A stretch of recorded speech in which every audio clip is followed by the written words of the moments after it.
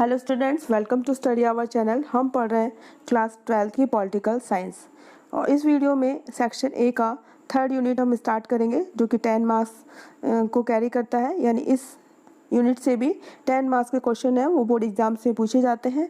और ये जो यूनिट है वो पॉलिटिकल आइडियोलॉजीज़ को बिलोंग करती है, यानी जो राजनीतिक विचारधारा है, जो सोच है, किसी भी चीज़ को देखने का, सोचने का जो नज़रिया है, उससे रिलेटेड ये टॉपिक है। और इसमें हम 4 आइडियोलॉजीज़ की बात करेंगे। सबसे पहले बात करेंगे लिबरलिज्म की, यानी लिबरलिज्म मतलब उदारवाद क्या होता है।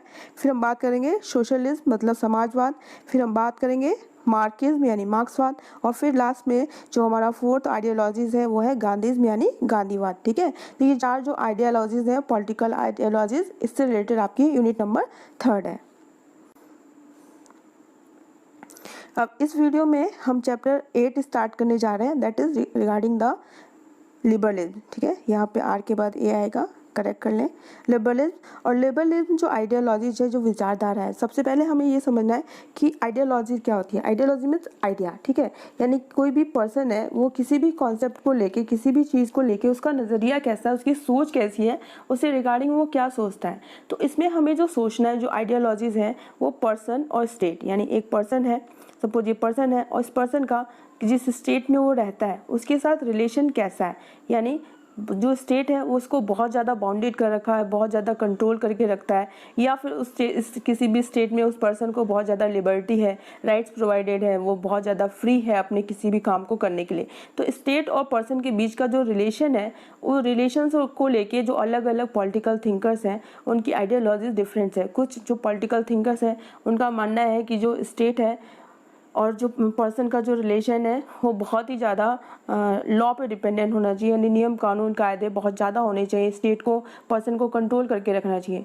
जबकि कुछ जो थिंकर्स हैं उनका कहना है कि नहीं, पर्सन जो है वो बहुत ही ज़्यादा क्या होता है, इंटेलिजेंट होता है, उसे पता होता है कि क्या उसके लिए सही है और क्या उसके लिए गलत है। तो वो अपना जो डेवलपमेंट है वो अपने इंटेलिजेंसी के बिहाफ पे खुद कर सकता है। इसलिए स्टेट का जो उस पर कंट्रोल है, जो उस पर कमांड है, वो कैसा होना चाहिए, कम से कम होना चाहिए। तो ये जो आइडियोलॉजीज है, ये जो रिलेशन है between the state and person, यानी स्टेट और पर्सन के बीच में कैसा रिलेशन होना चाहिए। ठीक है, तो इस आइडियोलॉजीज को हम इसके बारे में पढ़ेंगे।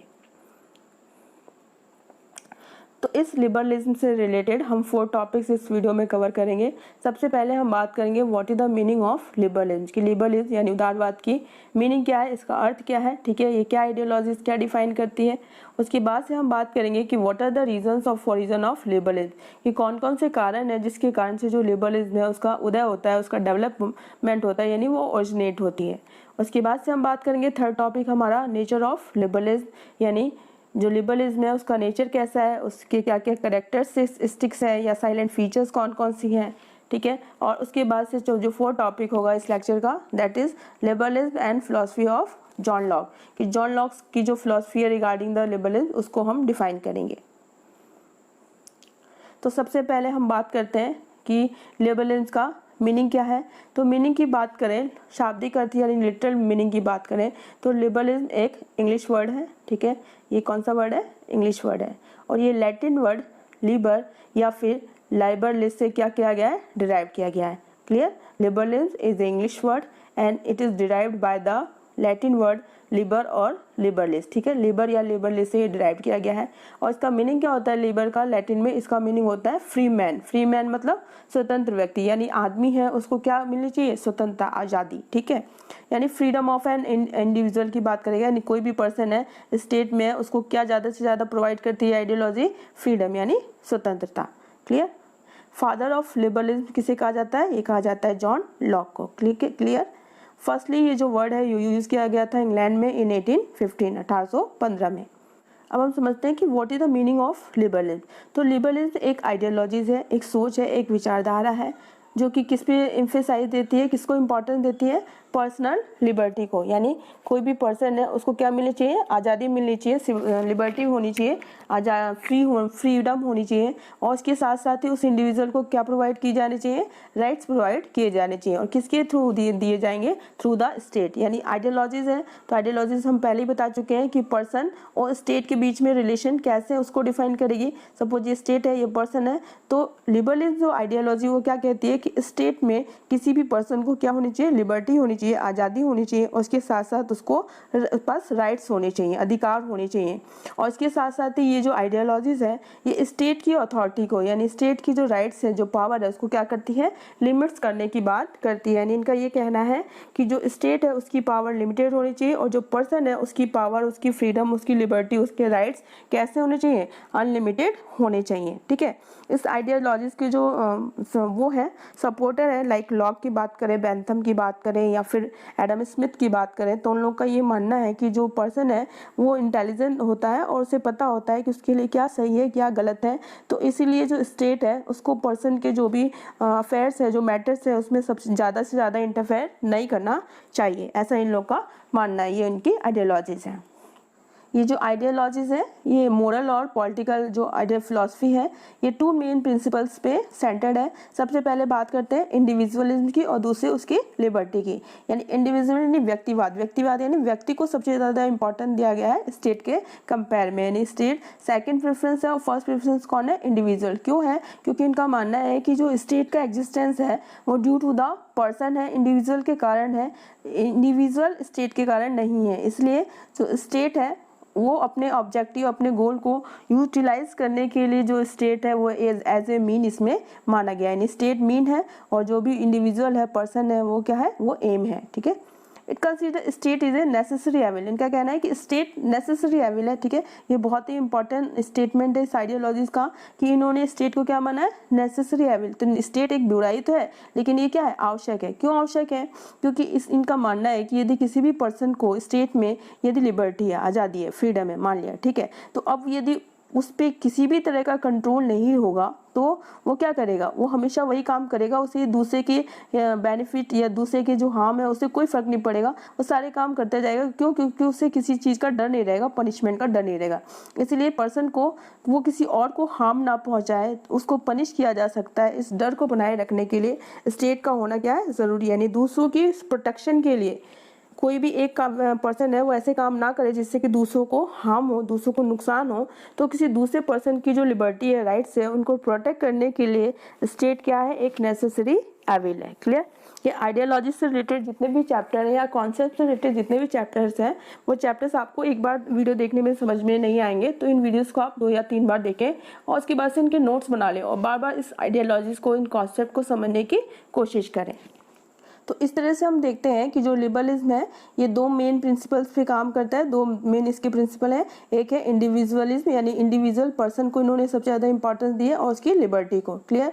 और स्टेट को ये क्या मानते हैं, state is a necessary evil. ये बहुत ही मोस्ट इंपॉर्टेंट सेंटेंस है जो हमें याद होना चाहिए कि लिबरलिज्म में स्टेट को नेसेसरी एविल माना गया है, इसकी जो अथॉरिटी है, पावर है, उसको लिमिट किया गया है। ठीक है, और इसे मीन माना गया है, यानी एक साधन माना गया है। ठीक है, मीन क्या है, स्टेट इज ए मीन, एक साधन है जिससे जो पर्सन है उसका क्या होगा, डेवलपमेंट होगा। क्लियर। तो इस तरह से जो लिबरलिज्म है ये क्या है, ऑब्सक्योर है, इंटेलेक्चुअल है, डायनामिक है। ठीक है, चेंजेस हो रहा है, पॉजिटिव है, एंटी पुअर है, यानी पुअर का ये एंटी है, उसका विरोध करता है, गरीबी नहीं होनी चाहिए, अनजस्ट है, अन्यायपूर्ण है, इमोरल है मतलब अनएथिकल है, एंड इनह्यूमन कॉन्सेप्ट, यानी ये जो कॉन्सेप्ट है वो ह्यूमन के अकॉर्डिंग नहीं है, इनह्यूमन है। We supported the capitalist system, और ये कभी कभी कैपिटलिस्ट सिस्टम को, जो कैपिटलिस्ट सिस्टम क्या है कि जब ज़्यादा से ज़्यादा प्रॉफिट को अर्न करना, ठीक है, प्राइवेटाइजेशन को ये सपोर्ट करता है। लेकिन धीरे धीरे टाइम टू टाइम ये जो आइडियोलॉजीज़ है वो चेंज हुई है। ऐसा नहीं है कि ये जो आइडियोलॉजीज़ अभी इंडिविजुअलिज्म की बात कर रहा है, लिबर्टी की बात कर रहा है, तो उसके बाद से क्या डेवलप हो गया, एक कंडीशन आ गई सोसाइटी में कि कैपिटलिस्ट है वो इंक्रीज हो। जब कैपिटलिस्ट सिस्टम आ गया तो इसके कारण से सोसाइटी में 2 स्टेट बन गए, एक था पुअर क्लास और दूसरा था रिच सेक्शन। ठीक है, यानी जो मार्क्सिस्ट है वो आ गया, और मार्क्सिस्ट आने के कारण इन्होंने फिर से अपने आप को चेंज करना स्टार्ट कर दिया और फिर से ये पुअर को सपोर्ट करने लग गए। ठीक है, इस तरह से टाइम टू टाइम ये जो आइडियोलॉजीज़ है चेंज हो रही है। और आज जो ये आइडियोलॉजीज़ है ये किस फॉर्म में डेवलप हुई है, आज ये ideology supporter of the welfare state की, स्टेट का जो एग्जिस्टेंस है, जो डेवलपमेंट है वो क्यों है, वो इसलिए है ताकि वो लोगों का क्या कर सके, वेलफेयर कर सके। ठीक है, तो ये आइडियोलॉजीज़ पर्सन की लिबर्टी और राइट्स को प्रोवाइड करने के साथ साथ ही आज हमें वेलफेयर स्टेट के फॉर्म में दिखाई देती है।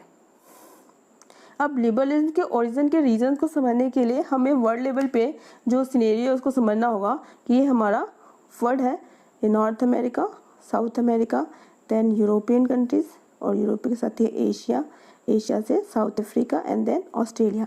तो हम यूरोप की बात करते हैं, ठीक है। तो 16th सेंचुरी में क्या था कि यूरोप में फ्यूडल सिस्टम था। फ्यूडल सिस्टम आपको पता है, सामंतवादी जिसको कहते हैं कि किंग होते थे, किंग के अंडर में क्या होते थे, फ्यूडल्स होते थे, और फ्यूडल्स के अंडर में फार्मर्स होते थे। तो इस तरह से जो सोसाइटी है वो 3 क्लास में क्या थी, डिवाइडेड थी, ठीक है। तो फ्यूडल्स है वो मीडिएटर काम करते थे between the king and the farmers. तो इससे जो फार्मर्स के जो राइट्स हैं वो क्या हो रहे थे, वो डिस्ट्रॉय हो रहे थे, उनका डिस्ट्रक्शन हो रहा था, उन्हें जो बेनिफिट मिलना चाहिए था वो नहीं मिल पाता था। तो जो मोर बेनिफिट है वो किनको मिलता था, फ्यूडल्स को मिलता था, ठीक है। इसके अलावा बात करें तो जो राजा थे वो कैसे थे, मोर ऑफ द जो यूरोपियन किंग थे उस समय वो बहुत ज़्यादा डेस्पोटिक थे, यानी डेस्पोटिक मतलब बहुत ज़्यादा क्रूअल थे, निरंकुश थे, उन पर किसी का भी कोई कंट्रोल नहीं था। तो उस समय उस पर्सन की जो वेलफेयर है, उनकी जो भी बेनिफिट्स है, उससे रिगार्डिंग कोई भी काम है वो नहीं किया जाता था।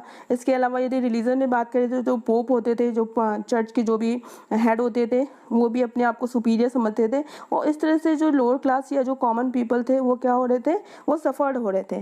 तो ये जो कंडीशन थी यूरोपियन कंट्रीज में, इस कंडीशन के अगेंस्ट में एक रिएक्शन हुआ, जिसके कारण से बहुत सारे वहाँ पे रिनाइसेंस है, रिलीजियस रिफॉर्मर्स मूवमेंट हुए, और उस मूवमेंट ने ही ये जो आइडियोलॉजीज है उसको क्या किया, डेवलप किया, उसको ऑरिजिनेट किया, ठीक है।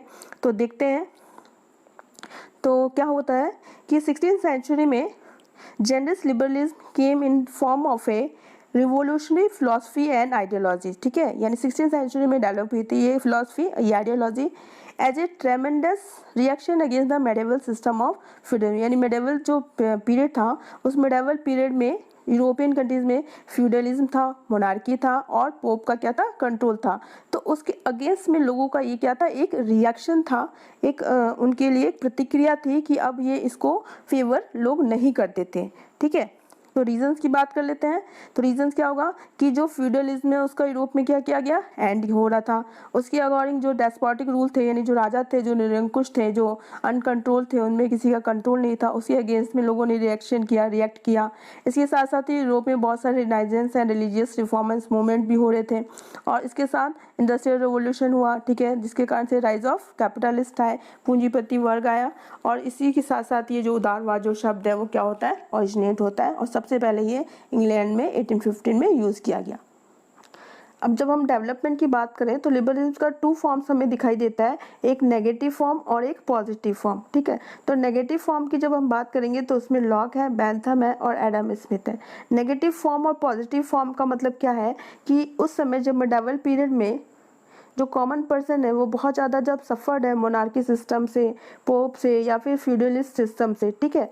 तो उसके अगेंस्ट में फर्स्ट एक स्टेज थी कि जब उस समय उन्हें क्या चाहिए थी, फुल लिबर्टी चाहिए थी, कंप्लीट फ्रीडम चाहिए था, उन पे किसी तरह का वो बाउंडेशन किंग का या फ्यूडल्स का या पोप का नहीं चाहते थे, ठीक है। तो जैसे ही उन्हें फुल फ्रीडम प्रोवाइड की गई तो धीरे धीरे जो सोसाइटी में एक सेक्शन है कैपिटलिस्ट हो गया, और एक कैसा सेक्शन हो गया, पुअर हो गया, यानी फिर से 2 क्लास बन गए सोसाइटी में। तो एक सेक्शन बहुत ज़्यादा रिच में कन्वर्ट हो गया और एक पुअर में। फिर से इसको कंट्रोल करने के लिए फिर से पुअर जो सेक्शन था उसको डेवलप करने के लिए, उसको इम्प्रूव करने के लिए फिर इसका एक जो पॉजिटिव फॉर्म है वो लगेगा कि स्टेट का कुछ ना कुछ जो कंट्रोल है वो होना चाहिए पर्सन पे, पर्सन को फुल लिबर्टी या फुल फ्रीडम में प्रोवाइड नहीं की जा सकती है, क्लियर। तो इस तरह से 2 फॉर्म आ गए। जो पहला फॉर्म आया नेगेटिव फॉर्म की, वो किसी भी तरह की बाउंडेशन को, किसी भी तरह कमांड को, किसी भी तरह के ऑर्डर को, किसी भी तरह के रूल को फॉलो नहीं करना चाहता था, कंप्लीट फ्रीडम देना चाहता था टू ए पर्सन। फिर जब उसने देखा कि कंप्लीट जब फ्रीडम दी गई तो 2 सेक्शन बन गए, एक कैपिटलिस्ट का और दूसरा पुअर सेक्शन का। तो ये भी पर्सन के डेवलपमेंट के लिए सही नहीं था। इस तरह से जो सोसाइटी जो कि इक्वालिटी स्टैब्लिश करनी थी वो नहीं हो पा रही थी। तो फिर से जो सोसाइटी है वो 2 सेक्शन में डिवाइड हो रही थी। तो उस कंडीशन को फिर से इम्प्रूव करने के लिए इन्होंने इसमें कुछ चेंजेस किए और एक पॉजिटिव फॉर्म ऑफ जो लिबरलिज्म है उसका डेवलप हुआ, क्लियर। जो कि J.S. मिल है 19th सेंचुरी में, उन्होंने इसे पॉजिटिव फॉर्म में कन्वर्ट करने की कोशिश की है। तो ये जो नेगेटिव फॉर्म ऑफ लिबरलिज्म है इसे क्लासिकल लिबरलिज्म या फिर इंडिविजुअलिज्म के नाम से भी जाना जाता है। क्यों? क्योंकि ये व्यक्तिवाद पे जोर देता है, यानी व्यक्ति ही सब कुछ है, पर्सन ही सब कुछ है, वो ही इंटेलिजेंट है, उसे पता है, उसी के कारण ही सोसाइटी या स्टेट का क्या है डेवलपमेंट हुआ है, इसलिए उस पर किसी भी तरह का कोई भी कंट्रोल, कोई भी बाउंडेशन नहीं होना चाहिए। ठीक है, स्टेट को क्या मानते हैं? नेसेसरी एविल मानते हैं, और ये पर्सन को freedom of speech, freedom of press, freedom of religion, free market, ठीक है, मार्केट पे किसी तरह का कंट्रोल नहीं चाहिए, civil rights, democratic societies, secular government, ठीक है, और gender equality and international cooperation की बात करते हैं। यानी इस तरह से ओवरऑल जो फ्रीडम है वो इंडिविजुअल को प्रोवाइड की जानी चाहिए। तो इसमें हमें याद रखना है कि जब भी लिबरलिज्म है ये पर्सनल लिबर्टी और फ्रीडम ऑफ राइट्स की बात करता है। इसे इंडिविजुअलिज्म या फिर लिबरलिज्म, क्लासिकल लिबरलिज्म के नाम से जाना जाता है। ये स्टेट को क्या कहता है? नेसेसरी एविल कहता है, और इसके साथ साथ ही ये ईच एंड एवरी जो फ्रीडम है वो पर्सन को प्रोवाइड करना चाहता है। ये नेगेटिव फॉर्म है। धीरे धीरे with the passes of time, जैसे जैसे समय गुजरा, तो दो जो सेक्शन बने सोसाइटी में, capitalist section and poor section या वर्कर सेक्शन। ठीक है, तो दोनों को जो सेक्शन है दोनों के बीच का जो डिफरेंसेस है उसको कम करने के लिए फिर से इस आइडियोलॉजीज में चेंजेस हुए, इस विचारधारा को चेंज किया गया और इसको पॉजिटिव शेप देने का काम किया जॉन स्टुअर्ट मिल ने इन द 19th सेंचुरी। और इसी काम को आगे न्यू फॉर्म में किसने प्रोवाइड किया? लास्की और मैकाइवर ने। क्लियर? तो अब ये क्या करते हैं, ये स्टेट को नेसेसरी एविल नहीं मानते, ये एक पॉजिटिव इंस्टीट्यूशन मानेंगे, और ये इंस्टीट्यूशन क्या करता है? रीस्ट्रेनिंग द अनकंट्रोल्ड इंडिविजुअल, यानी जो भी अनकंट्रोल्ड इंडिविजुअल है उनको क्या करता है? रीस्ट्रेन करता है, उनको बाउंड करता है। ठीक है, freedom considering it a threat to the system. क्यों? क्योंकि इससे जो सिस्टम है वो क्या होता है? उसको थ्रेट होता है, उसकी चीटिंग ना हो, यानी ईच एंड एवरी पर्सन को बेनिफिशियल हो। तो जो भी अनकंट्रोल्ड इंडिविजुअल है जिनको कंट्रोल नहीं किया जा सकता है उनको ये कंट्रोल करने की कोशिश करेगा। यानी एक पर्सन जिसके कारण से दूसरे पर्सन के जो राइट्स है, जो लिबर्टी है, उसको जो हार्म हो रहा है, जो नुकसान हो रहा है, वो तो उस इंडिविजुअल को कंट्रोल करने के लिए जो स्टेट है उसको एक पॉजिटिव इंस्टीट्यूशन माना है। किसने? लास्की, मैकाइवर और जॉन स्टुअर्ट मिल ने। और इस बिहाफ पे इन्होंने ये जो लिबरलिज्म आइडियोलॉजीज है, जो ये विचारधारा है, ये जो सोच है, उसको एक पॉजिटिव शेप दिया है। यानी पॉजिटिव शेप का मतलब क्या है कि इसमें पॉजिटिव जो आइडियोलॉजीज है, जो सोच है, जो कॉन्सेप्ट है, उसको इंक्लूड किया है। अब हम कुछ इंपॉर्टेंट जो रिवोल्यूशन है, जो इंसिडेंट है, उनकी बात करते हैं जिन्होंने कि लिबरलिज्म जो आइडियोलॉजीज है उसके डेवलपमेंट में इंपॉर्टेंट रोल प्ले किया है। तो सबसे पहले हम बात करेंगे ग्लोरियस रिवोल्यूशन ऑफ इंग्लैंड, जो कि 1688 में हुई थी। और इसको ग्लोरियस क्यों कहा जाता है? क्योंकि इसमें कोई भी रिवोल्यूशन नहीं हुआ था, कोई भी जो ब्लड से रिलेटेड जो भी इंसिडेंट है, यानी खून का जो रहता है, लड़ाई झगड़ा संघर्ष, इस तरह से नहीं हुआ था, एकदम पीसफुली हुआ था, इसलिए इसे ग्लोरियस कहा जाता है। और ये इसका कॉन्ट्रीब्यूशन क्या है कि इस रिवोल्यूशन के बाद में कौन सा कॉन्सेप्ट है वो सबसे ज़्यादा डेवलप हुआ? तो इंडिविजुअलिज्म, यानी ईच एंड एवरी पर्सन को क्या प्रोवाइड की गई? Importance and freedom and rights. उसके बाद से बात करते हैं अमेरिकन रिवोल्यूशन, जो कि 1776 में हुआ था। तो उसमें लोगों को क्या प्रोवाइड किया? बिल ऑफ राइट्स, यानी अधिकार की बात की जाती है। तो ये सारे रिवोल्यूशन है जिसके कारण से कि जो आइडियोलॉजीज है, लिबरलिज्म, उदारवाद, वो क्या हो रही है? होती थी, डेवलप हो रही थी। उसके बाद फ्रेंच में क्या हो रहा था? फ्रेंच रिवोल्यूशन हुआ था 1779। और फ्रेंच रिवोल्यूशन के 3 आइडियोलॉजीज हमें पता है, freedom, equality and fraternity. Clear? उसके अलावा जो सबसे पहले ये जो एडवेंट है लिबरलिज्म का, वो इंग्लैंड में हुआ 1815 में। और इसमें क्या प्रोवाइड की गई? फ्रीडम ऑफ इंडिविजुअलिज्म की बात की गई कि कोई भी पर्सन है वो कैसा होना चाहिए? फ्रीडम, यानी उसको आज़ादी दी जानी चाहिए। यानी आज का जो हम देखते हैं, आज का जो फॉर्म है, डेमोक्रेटिक सिस्टम है, जिसमें कि ईच एंड एवरी पर्सन को जो फ्रीडम, राइट्स या लिबर्टी प्रोवाइड की गई हैं, ये आइडियोलॉजीज आज की नहीं है। और आज जो हम वेलफेयर स्टेट की बात करते हैं, जो कि हमारे कॉन्स्टिट्यूशन के directive principle of state policy में प्रोवाइड किए गए हैं, ये कहीं ना कहीं इसी आइडियोलॉजीज के डेवलपमेंट के थ्रू हमें प्रोवाइड किए गए हैं।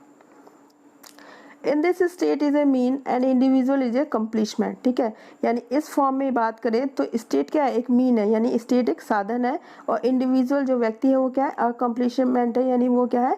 लक्ष्य है। यानी इंडिविजुअल का डेवलपमेंट होना चाहिए, और इस डेवलपमेंट को करने के लिए जो स्टेट है वो क्या है? एक मीन है। यानी स्टेट सिर्फ उसकी क्या करेगा? उसके जो भी डेवलपमेंट के जो रूट है, जो वे है, उसमें जो भी बाधाएं आ रही है, जो ऑब्स्टेकल आ रहे हैं, उन सारे ऑब्स्टेकल को दूर करेगा। ये कहता है पॉजिटिव फॉर्म ऑफ लिबरलिज्म। तो इट फेवर्स क्या क्या होना चाहिए पॉजिटिव फॉर्म में, स्टेट को ये एक पॉजिटिव इंस्टीट्यूशन मानते हैं, तो वहाँ पे कॉन्स्टिट्यूशनलिज्म होना चाहिए, यानी संविधान होना चाहिए, यानी नियम होने चाहिए, रूल्स एंड रेगुलेशन होना चाहिए जिसको कि ईच एंड एवरी पर्सन क्या करेंगे, फॉलो करेंगे। रूल ऑफ लॉ होना चाहिए, यानी कानून का शासन होना चाहिए, यानी कोई भी पर्सन है वो अनकंट्रोल फ्रीडम या लिबर्टी उसे प्रोवाइड नहीं की जाएगी।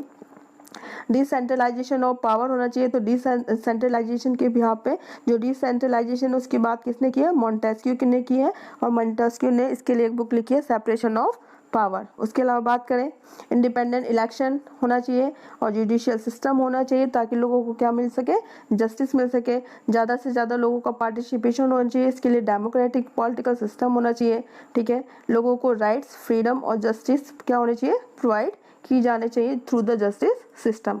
इस तरह से जो नेगेटिव फॉर्म ऑफ जो लिबरलिज्म है, जो कि सबसे ज़्यादा इंडिविजुअलिज्म की बात करता है, लिबर्टी की बात करता है, धीरे धीरे पॉजिटिव शेप में आता है और ये स्टेट को एक जो है पॉजिटिव इंस्टीट्यूशन मानते हुए जो स्टेट की पावर है उसको क्या करता है, इमिटेट करता है। क्लियर। तो पॉजिटिव लिबरलिज्म की जब बात करते हैं तो धीरे धीरे सोसाइटी में जैसा कि हमने देखा कि दो सेक्शन बन गए, एक पुअर सेक्शन और एक कैपिटलिस्ट सेक्शन, ठीक है, कैपिटलिस्ट सेक्शन और पुअर सेक्शन। तो मार्क्सिज्म आ गया, और जब मार्क्सिज्म आ गया तो इस डर को दूर करने के लिए जो भी जितने भी पॉलिटिकल थिंकर्स थे ये फिर से इंडिविजुअल की ऑटोनॉमी की तरफ बैंड हो गए, यानी फिर से ये इंडिविजुअल की फ्रीडम को क्या करने लग गए, सपोर्ट करने लग गए, ठीक है। और इसके साथ साथ जो स्टेट की पावर थी उसको धीरे धीरे इन्होंने क्या कर दिया, कम कर दिया, ठीक है। हमारा अगला टॉपिक है नेचर और कैरेक्टरिस्टिक्स ऑफ लिबरलिज्म, यानी जो उदारवाद है उसके कैरेक्टरिस्टिक्स क्या है, उसके इंपॉर्टेंस क्या है, उसके फीचर्स क्या है, ठीक है। तो सबसे पहले बात करते हैं बिलीफ इन ह्यूमन कॉन्शियसनेस, यानी ह्यूमन कॉन्शियसनेस यानी ह्यूमन जो है, पर्सन है, वो कैसा है, वो अवेयर है, इंटेलिजेंट है, उससे पता है कि उसके लिए क्या सही है और क्या गलत है। तो इसलिए जो लिबरलिज्म आइडियोलॉजीज है उस वो जो ह्यूमन है उसकी इंटेलिजेंस को बिलीव करते हुए, उस पर विश्वास करते हुए उसे फुल फ्रीडम है वो प्रोवाइड करना चाहता है। उसके बाद से बात करते हैं कि origin of the state is social contract, यानी हम देखते हैं कि जो स्टेट का यदि ओरिजिन हुआ है, जो भी उसका डेवलपमेंट हुआ है वो एक सोशल कॉन्ट्रैक्ट के थ्रू हुआ है, यानी लोगों ने आपस में सहमति से अपने कॉन्सेंट से स्टेट को क्या किया है, डेवलप किया है। यानी स्टेट को के डेवलपमेंट के पीछे जो मेन रीजन है वो कौन है, इंडिविजुअल, उसका इंटेलिजेंसी, उसकी सोच। इसलिए जो पर्सन है उसको क्या देनी चाहिए, फुल लिबर्टी एंड फ्रीडम देनी चाहिए। क्यों? क्योंकि उसे पता है कि क्या सही है और क्या गलत है, और इस तरह से स्टेट को उसने बनाया है, ना कि स्टेट ने इंडिविजुअल को बनाया है। इसलिए ये लिबरलिज्म है वो पर्सन की इंडिविजुअल लिबर्टी को, फ्रीडम को क्या करता है, सपोर्ट करता है। उसके बाद से सुप्रीमेसी ऑफ लॉ, यानी लिबरलिज्म आइडियोलॉजी कहती है कि किसी भी स्टेट में जो लॉ है वो सुप्रीम होना चाहिए। क्यों होना चाहिए? क्योंकि ईच एंड एवरी पर्सन जब कोई भी ऐसा काम करता है जिससे कि दूसरे को राइट्स या जो उसकी फ्रीडम है उसको नुकसान होता है, उसको हार्म होता है, तो रूल ऑफ लॉ के थ्रू से क्या किया जा सकता है, उसे कंट्रोल किया जा सकता है।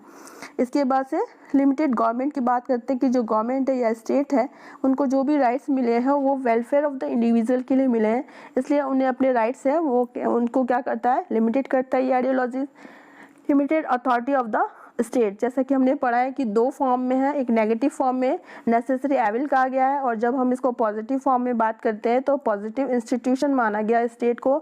तो इस बिहाफ पे लिबरलिज्म आइडियोलॉजीज है वो दोनों ही फॉर्म में जो स्टेट है उसकी अथॉरिटी, उसकी पावर को क्या करना चाहती है, लिमिटेड करना चाहती है, ठीक है। बिलीफ इन फ्रीडम, यानी ज़्यादा से ज़्यादा पर्सन को क्या प्रोवाइड करना चाहती है, फ्रीडम यानी आज़ादी प्रोवाइड करना चाहती है। उसके अलावा complete independence in economic activities, यानी जो भी इकोनॉमिक एक्टिविटीज़ करेगा पर्सन उसमें उसको क्या होनी चाहिए, कंप्लीट इंडिपेंडेंस होनी चाहिए, पूरी आज़ादी होनी चाहिए ताकि वो उसमें प्रॉफिट अर्न कर सके, ठीक है। इस तरह से ये एक तरह से कैपिटलिस्ट जो सिस्टम है उसको भी क्या करता है, सपोर्ट करता है। राइट्स ऑफ पर्सनल प्रॉपर्टी, जब जॉन लॉक की बात करेंगे तो जॉन लॉक ने 3 तरह के राइट्स को सपोर्ट किया है। पहला है लाइफ, दूसरा है प्रॉपर्टी और तीसरा है फ्रीडम, ठीक है। तो यानी ये प्रॉपर्टी को, जो पर्सनल प्रॉपर्टी है उसको क्या करता है, सपोर्ट करता है। तो जब पर्सनल प्रॉपर्टी को सपोर्ट करेगा तो उसके बाद से जो कैपिटलिस्ट जो है वो क्लास क्या हो जाएगा, सबसे ज़्यादा पावरफुल हो जाएगा, और इस तरह से पूरी सोसाइटी वो 2 क्लास में डिवाइड हो जाती है, एक कैपिटलिस्ट जो कि रिच है और दूसरा जो एम्प्लॉय या वर्कर्स है, जिसके कारण से जो मार्क्सिज्म है उसका डेवलपमेंट होता है। सपोर्टर ऑफ नेचुरल राइट्स, यानी ये जो आइडियोलॉजीज है ये नेचुरल राइट्स, इनका मानना है कि जो लाइफ है यानी जो जीवन है या प्रॉपर्टी है या स्वतंत्रता है ये जन्म से हमें मिलती है, ठीक है, इसीलिए इसको स्टेट जो है वो कंट्रोल नहीं कर सकता है। तो इस तरह से ये नेचुरल राइट्स को सपोर्ट करता है। सेपरेशन ऑफ पावर, ठीक है, लिबरलिज्म आइडियोलॉजीज बात करती है कि जो पावर्स है वो एक ही जगह पे सेंट्रलाइज नहीं होनी चाहिए, उस पावर का क्या होना चाहिए, सेपरेशन और डिसेंट्रलाइजेशन होना चाहिए, ताकि जो लोग हैं उनको सब ज़्यादा से ज़्यादा क्या मिल सके, फ्रीडम मिल सके और राइट्स मिल सके। इसके साथ स्टेट को एक नेसेसरी एविल मानते हैं कि स्टेट नेसेसरी तो है लेकिन ये एक एविल है। नेसेसरी क्यों है, क्योंकि स्टेट जो है जो भी अनकंट्रोल इंडिविजुअल है जो दूसरे को हार्म पहुंचाएंगे, दूसरे के राइट्स और लिबर्टी को प्रोटेक्ट करने के लिए जो स्टेट है वो क्या है, एक नेसेसरी हैविल है। इसके साथ साथ ही जो आज के टाइम पे बात करें तो आज ये जो लिबरलिज्म जो आइडियोलॉजीज है ये किसकी बात करता है, ये वेलफेयर ऑफ स्टेट जो आइडियोलॉजीज है इसमें कन्वर्ट हो गया है, जो कि हम directive principle of state policy में देख सकते हैं। तो ये थे हमारे कैरेक्टरिस्टिक्स या साइलेंट फीचर्स ऑफ लिबरलिज्म, विशेषताएं। अब हम बात करते हैं जॉन लॉक की। जॉन लॉक एक इंग्लिश फिलोसोफर और पॉलिटिकल थिंकर्स थे और उन्हें फादर ऑफ लिबरलिज्म कहा जाता है। उनकी जो थ्योरी है, थ्योरी ऑफ लाइफ, ठीक है, liberty, property, consent and social contract, तो इन थ्योरी के बिहाफ पे उन्होंने जो क्लासिकल लिबरलिज्म है या फिर नेगेटिव फॉर्म ऑफ लिबरलिज्म है या जिसको हम इंडिविजुअलिज्म भी कहते हैं, यानी ठीक है जो स्टार्टिंग में फर्स्ट फेज का जो फॉर्म ऑफ लिबरलिज्म था उसको उन्होंने डिफाइन किया है।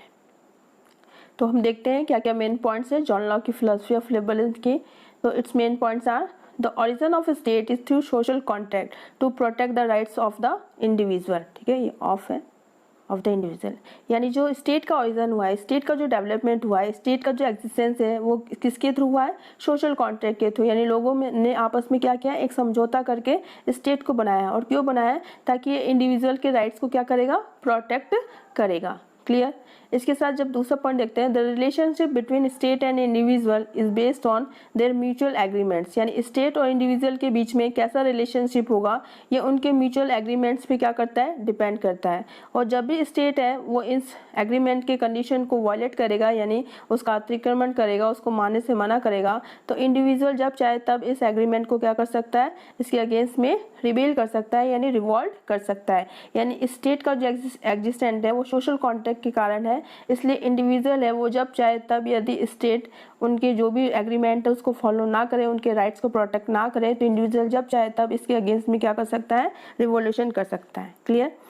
The basis of law is reason not the command, और ये जो लॉ है, जो कानून बनाएगा स्टेट, उसका जो रीजन वो है वो क्या है, वो है लॉ है। कानून बनाएगा रीजन नॉट द कमांड, वो ऑर्डर नहीं दे सकता है, ठीक है, वो लॉ बनाएगा, लॉ बनाने का उसका एक कारण होगा, वो ऑर्डर नहीं दे सकता है, यानी डेस्पोटिक नहीं हो सकता है, निरंकुश नहीं हो सकता है। The government that governs least is the best, और जो गवर्नमेंट बनाई जाएगी वो कैसी होगी, उसका जो गवर्न होगा लीस्ट होगा, यानी कम से कम शासन करेगी, यानी लिमिटेड गवर्नमेंट को सपोर्ट करते हैं जॉन लॉक। जॉन लॉक ने कहा कि स्टेट इंडिविजुअल है, इंडिविजुअल ने सोशल कॉन्ट्रैक्ट के थ्रू स्टेट को फॉर्म किया है ताकि ये स्टेट इंडिविजुअल के राइट्स को क्या करेंगे, प्रोटेक्ट करेंगे। और जब भी ये स्टेट है या गवर्नमेंट है वो जब इंडिविजुअल के राइट्स को प्रोटेक्ट नहीं करती है, तो जब चाहे तब इंडिविजुअल इस एग्रीमेंट के अगेंस्ट में क्या कर सकता है, रिबेल कर सकता है। इस तरह से स्टेट को उन्होंने क्या किया है, एक नेसेसरी एविल का है, ठीक है, ताकि इंडिविजुअल के राइट्स को प्रोटेक्ट करने के लिए क्या है, एक नेसेसरी एविल है, बुराई है। उसके बाद से man must get A right based freedom in political, economic, social, religious and intellectual area, यानी कोई भी पर्सन है उसे राइट्स होना चाहिए, फ्रीडम होनी चाहिए इन political, economical, social, religious and intellectual areas. Freedom must be without any interference, ठीक है, पर्सन को जो भी फ्रीडम मिली है उसमें स्टेट का कोई भी इंटरफेरेंस नहीं होना चाहिए, यानी स्टेट कोई भी इंटरफेरेंस नहीं करेगा। तो ये है जॉन लॉक की फिलॉसफी ऑफ लिबरलिज्म। यानी जॉन लॉक कहते हैं कि जो स्टेट है उसका एग्जिस्टेंस जो है इंडिविजुअल के कारण है, किसी भी पर्सन ने स्टेट को बनाया, इसलिए स्टेट सिर्फ उनके राइट्स को प्रोटेक्ट करने के लिए बनाया गया है। तो इसीलिए जो गवर्नमेंट होगी वो लिमिटेड होगी, उसका जो लॉ बनेगा उसका बेसिस रीजन होगा, कारण होगा, कमांड नहीं होगा, यानी वो ऑर्डर नहीं दे सकते हैं। और जब भी वो इस एग्रीमेंट को वायलेट करेंगे तो पर्सन है उसके अगेंस्ट में क्या कर सकते हैं, रिपेल कर सकते हैं, ठीक है। इस तरह से ये क्लासिकल फॉर्म ऑफ लिबरलिज्म है जॉन लॉक का। तो स्टूडेंट्स ये था हमारा लेक्चर रिगार्डिंग द लिबरलिज्म। इसमें हमने लिबरलिज्म के मीनिंग को उसके रीजन्स ऑफ ऑरिजिन को, डेवलपमेंट को, यानी 2 फॉर्म्स ऑफ लिबरलिज्म कौन कौन से हैं, पॉजिटिव और नेगेटिव फॉर्म ऑफ लिबरलिज्म, और उसके बाद से हमने पढ़ा जॉन लॉक का फिलॉसफी ऑफ लिबरलिज्म। ठीक है, तो ये हमारा कॉन्सेप्ट से रिगार्डिंग ये फर्स्ट पार्ट था। सेकंड पार्ट में हम इसके टाइप्स ऑफ लिबरलिज्म की बात करेंगे। तो इस टॉपिक से रिगार्डिंग यदि आपकी कोई प्रॉब्लम्स हो, क्वेरीज हो, डाउट्स हो, तो आप कमेंट सेक्शन में कमेंट करके मुझसे पूछ सकते हैं। और यदि वीडियो आपको पसंद आया हो तो please like, share and subscribe करना ना भूलें। तो मिलते हैं हमारी नेक्स्ट ऑनलाइन क्लास में एक नए वीडियो के साथ। Thank you very much.